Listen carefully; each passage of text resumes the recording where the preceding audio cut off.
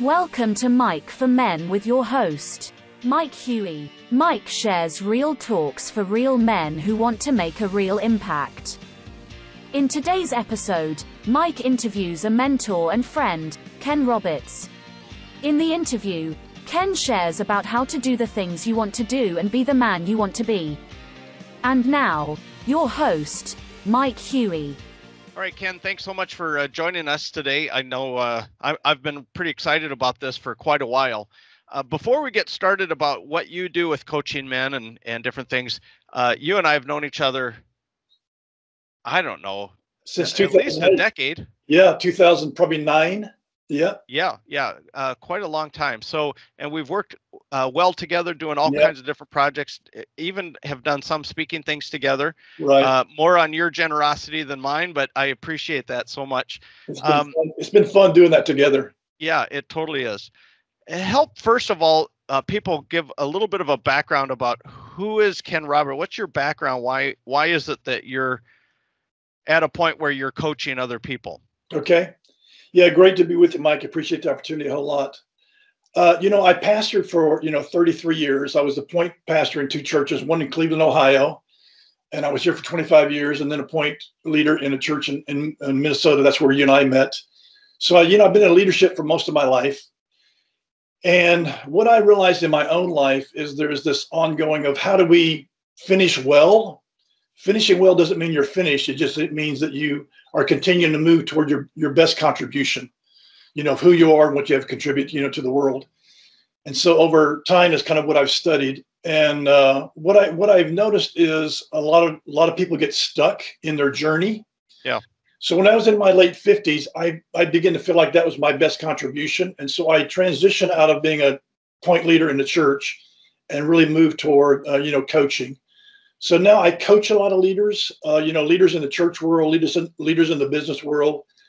And I would say my main emphasis is to help people, fulfill their desires, their dreams, and to miss some of the landmines along the way. That's how I kind of say it. So yeah, everybody's got their own dreams, their own aspirations, their own design to fulfill. And I like to help them reach that. And it's probably one of my greatest passions. So That's what I'm doing now. And I love doing it. I'm in my sweet spot. Yeah, that's awesome. That's awesome. Yeah. You talked about landmines, and because I know sometimes you work with young men, sometimes you work with men who are in their 50s, 60s, things like that. I think there are some landmines that young men make that really set them back. It doesn't mean they can't overcome them later in life, but what are some of the landmines you've seen in some of your clients that you say, hey, if you could talk to your clients and say, hey, back when I was 25 or 30, these were I thought it was right, but boy, that's a landmine. What are some of those things that you would encourage young men to help set themselves up better at the start of life? Yeah.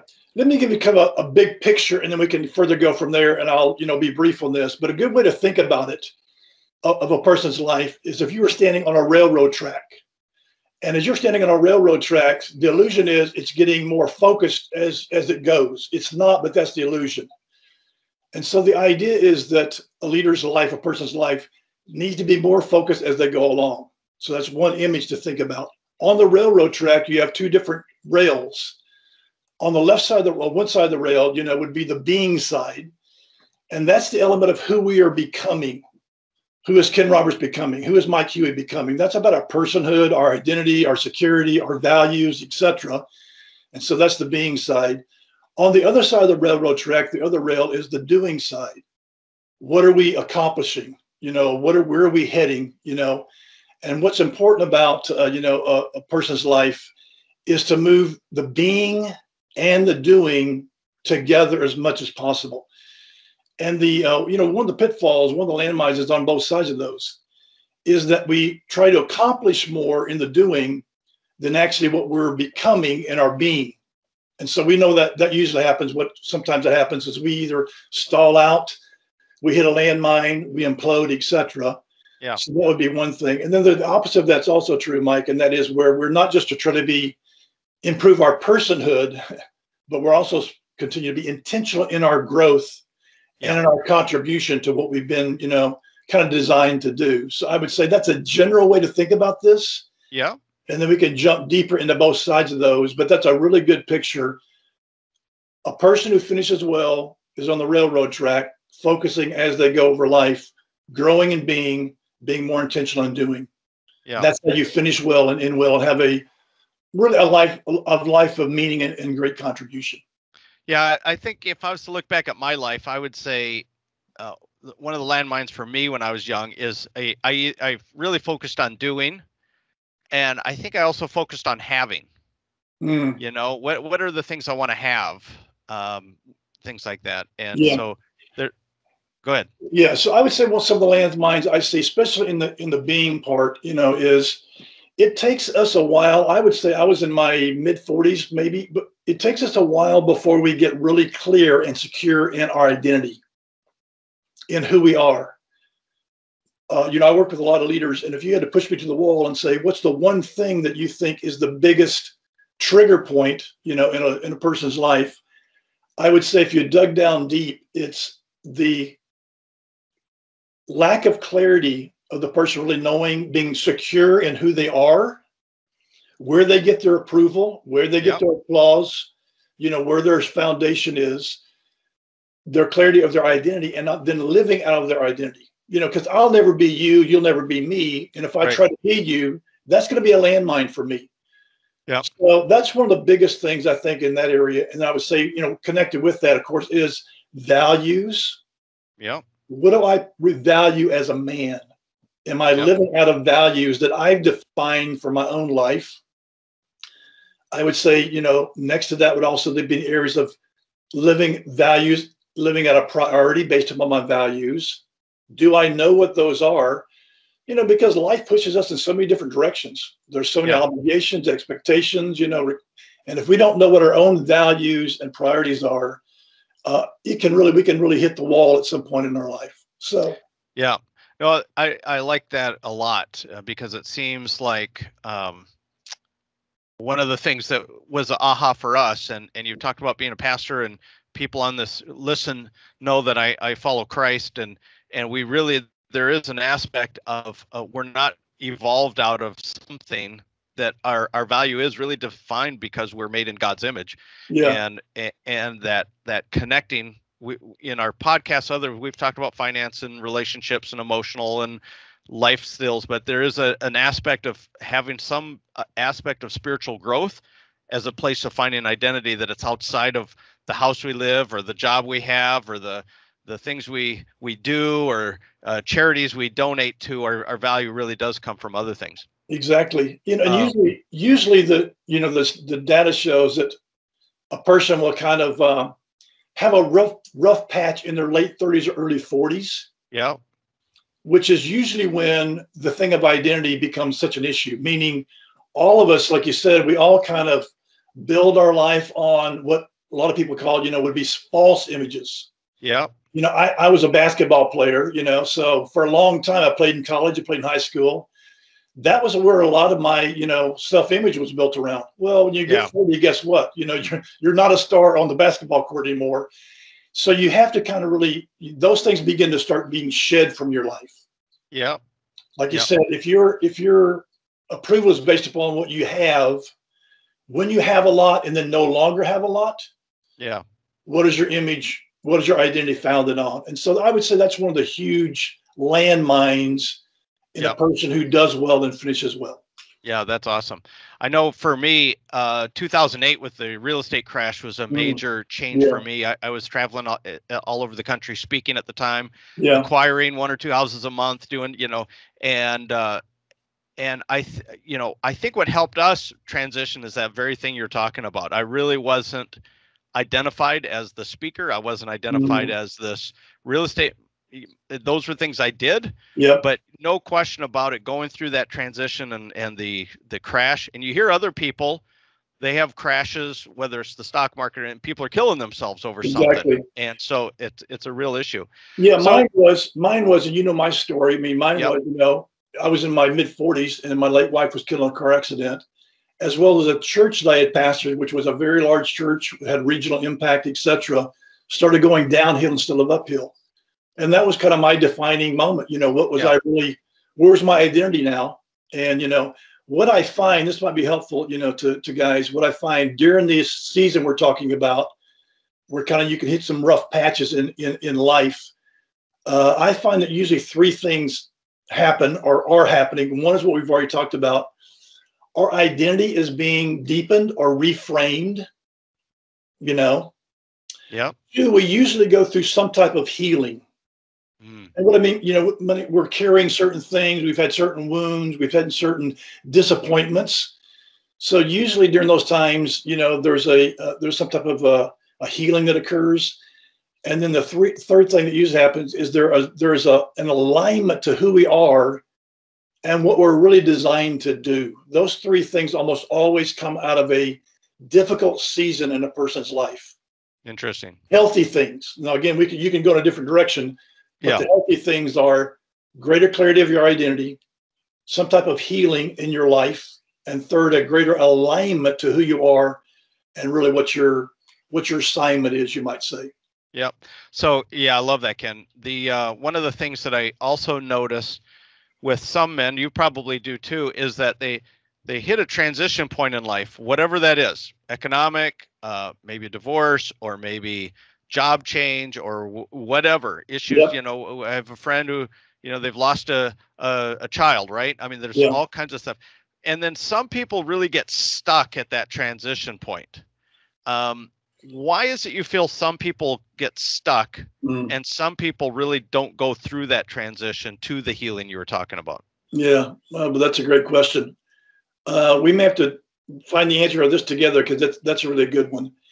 I think one of the things is, again, this is a bigger picture idea, is that if we see all of life as a journey of ongoing personal development, that sets us up to embrace these things as times for growth instead of times for stalling out. Yeah. So part of it's a mentality. It's like, okay, I've hit a wall, or I've hit a difficult season, or the wheels are starting to kind of be shaky in my life. And instead of kind of running away from that or backing up from it, if you have the mentality, this is an opportunity for me to grow, to further become who I want to become, and secondly, to move further into what I want to accomplish, then you're able to move into it instead of move away from it. So a lot of people don't have that perspective. And when I give them that perspective, many times it gives them the motivation then to move through it and not get stuck. Yeah. That would be one thing. Yeah, that's awesome. So what have you seen? What would you say? That's a good question. Yeah, I think part of it is definitely when people, and maybe it just goes back, now that I'm thinking about it, it probably goes back to where we started. I think if you really find yourself, your identity in what you do or have, that and now you don't get to do what you wanted, and you don't have what you thought you wanted to have. You faced a bankruptcy, or you've lost your boat, or you've lost your dream home, or you lost your wife or something, and that's your identity. I think maybe that's a reason people just get stuck. They can't get out until they get enough money to buy the thing back again, or get another spouse, or get another whatever it is they're trying to replace. Very true. Yeah, and what I find, again, back to the railroad track, almost every time that we are provoked to the next level of growth, or aspiration, the next dream, the being part has to be worked on at the same time. And when a person sees that, it helps them then to more embrace that. Okay, who do I need to become to accomplish this next season of my life? And the two together really helps a lot. Yeah, just to connect back a little bit, that I've always been pretty intentional goal. Very much so, yeah. And structured so that I'm focused on trying to do what I'm trying to do or be. And one of the things I ask in my workshops, or I ask myself, is like, if we were to say, for instance, our 10-year goal or whatever, I'll ask myself, what do I want to be? And what do I want to do? Because I think those are the two things. Yep. And then the other thing I have, because I don't want to, for me personally, I don't want to be a monastic monk somewhere in the desert who's being something, and maybe he's doing something.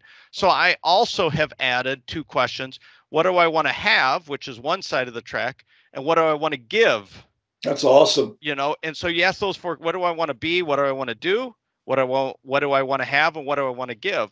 Awesome. Because giving comes before having. Yep. And I think being comes before doing. Totally. Excellent. Another reason, I think we get stuck is, I'm thinking about it, is usually when we get into that, that tough season, we need somebody who's been there but is now beyond it to help us move through it. It's hard to get unstuck by yourself. Yes. And again, that can be a mentor, that can be a coach, that can be a father figure. Yeah. But it's usually not our peers, Right. because our peers are kind of oftentimes under the same bubble, the same level. Yeah. And a lot of times, just taking that step, I know I'm stuck. Yep. And then looking for people or material or whatever, somebody who's kind of going where you want to go, or becoming who you want to become, and engaging them to help you get there. It's a huge part of it. My coach, my personal coach, says we can't get where we want to go alone. Yeah. And it's very true. So usually bringing somebody that we trust, somebody that's skilled to help us move out of the stuck zone is very important. Yeah, no, absolutely. I 100% agree. And I think, you've done a lot in teaching me how to mentor men rather than just a standard, rubber stamp mentoring program or discipleship program or whatever you want to call that. Yeah. Really helping. I mean, years ago, that really impacted how I mentor young men. And like right now, I'm mentoring a young guy at Teen Challenge who's overcoming drug and alcohol addiction, and he I think I'm sharing stuff that's just pretty okay. But you'd swear for him, the heavens are open and he's hearing stuff he's never heard before because he didn't have a good dad figure in his life, Exactly. And so it really is impactful. Let's shift the conversation a little bit over because you do mentor young men or coach them or whatever you want to call that. You also coach and mentor older men who are facing different transitions, stuff like that. Help share your concept of coaching. How are you able to coach people without it being the same program for every guy? That's good. One of the things I've learned, is that it's a basic idea, but mentoring is the idea of putting things in, and coaching is the idea of drawing things out. Now it doesn't have to be that stark, but that's a good way to think about mentoring and coaching. And again, some of the things I've been trained in, that would be definitions that we would use. Mentoring is putting things in, coaching is pulling things out.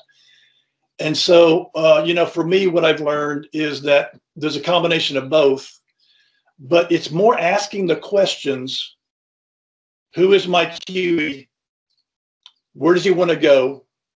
What seems to be getting in the way from him getting there? And then if I can help by giving him ideas or resources, or courage, then I move him along. Here's what I've, developed and kind of landed on. Everybody's different on that. But I can look a person in the face, a guy in the face, and say, my main objective and my main agenda with you is to help you fulfill what you want to accomplish, and hopefully help you miss some landmines along the way.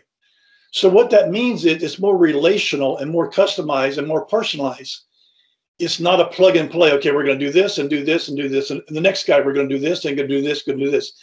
There's nothing wrong with that, especially if it's skills training. You want to become a better, writer, better communicator, better leader, whatever.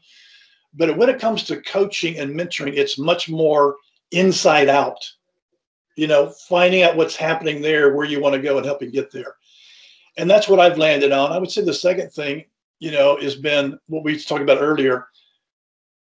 A large percentage, I'm just guessing, I'm going to say 70% of people I end up coaching, they're really looking for a trusted, I don't want to say advisor, trusted father figure almost. Yeah. To help them go where they want to go, because they haven't had that necessarily in their life. Again, just somebody that's older, been there, done that, still standing, still growing, still trying to become. And I think what you find in a lot of coaching, personal coaching, one-on-one coaching, guys are looking for skills, but they're looking more and more. They're looking for the person they can talk to, who will ask the right questions, who would give them ideas, and then they could take the steps they want. And so that's kind of my sweet spot. That's what I love to do. Yeah, that's great. That's great. Well, I think this has been a great chat, Ken. Help me understand where people can go to learn more about you. What I believe you have an assessment or something that you're able to help people find out. I don't want to put words in your mouth. Yeah. Guide us for us. Yeah. My website is just kenlroberts.com. L stands for Lee. So kenlroberts.com. If they go, they'll see what I do. And there's a whole coaching page there. Yeah. And on the coaching page, there's a simple place they can hit that says, let's start the conversation. Yeah. And I set up a Zoom call. We would, find out where you're at, what you're looking for, and if I can help. And then usually what I do, if I feel I can help, I write a guy a proposal, tell them, here's what we'll do. Here's how we'll do it. They have a way to look at it then as well. So that would be the best place to get in touch with me. And I love what I'm doing and would love to help anybody that I can. Yeah, that's awesome. I'll definitely put a link to the website. If you're listening to this, it's in the notes for this podcast. If you're watching it on YouTube, it's down below in the bucket list. That's kenlroberts.com. I can vouch for him. I think you'll be worth your time to at least explore that. If you're at all either running into obstacles, facing transition, you're like, man, I'm too much focused on doing and not being, or I'm too focused on being and not doing. I think Ken will be a great resource for you. Any final thoughts, Ken? No, man, I just want to say I appreciate you. You have been that in my life. It's one of the things about mentoring and relationships. You bring something to me that I don't have that I need. And so I really do appreciate you a whole bunch. Yeah. Thanks so much, Ken. Keep working hard. Have fun. We'll chat with you later. Will do. Thanks, man. Thank you for listening to Mike for Men. If you enjoyed listening to this in a podcast, please subscribe and give us a review. If you are watching this video, please subscribe and click the bell below so you will know when the next episode comes out. If there is a topic you would like Mike or his guests to address, please write them in the comments section below. Again, thank you for listening.